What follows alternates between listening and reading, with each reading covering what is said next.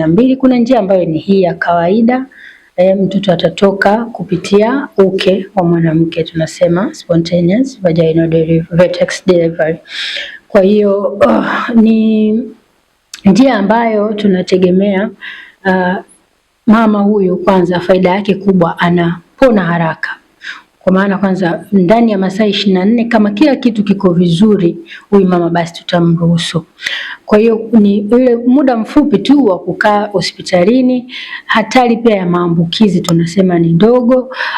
Pia katika kuanzisha unyonyeshaji, huyu mama ataanza mapema zaidi kunyonyesha mtoto wake, tofauti na yule ambaye atazaa kwa upasuaji. Kwa kama hakuna sababu yoyote ya msingi, huyu mama tunafanya ufuatiliaji. Atakapoanza uchungu tunamfuatilia, tunaona anaenda vizuri, hakuna changamoto kwake wala kwa mtoto, basi tunategemea atajifungua kawaida.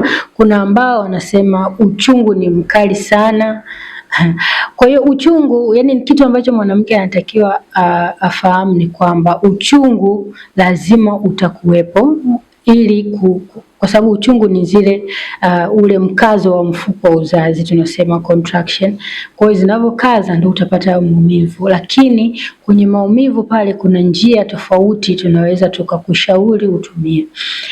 Na unapopata uchungu ni muda wa kupumua, unavuta hewa, unapata kupumzika kwenye pale uchungu ambapo unapoa ukipumzika, au unaweza ukawa unatembea, au kwenye sehemu nyingine kuna hizi birth ball ambazo zinasaidia pia unapokuwa una bounce kwenye ule mpira au kaulalia, inaweza ikakusaidia kupunguza huo uchungu, lakini uchungu utakuwepo ili mtoto aweze kutoka. Kwa hiyo ile maandalizi ya kisaikolojia tu kwamba uwezo uko nao wa kuvumilia na kufikia kupata mtoto kwa njia hiyo ya kawaida. Kwa kama hauna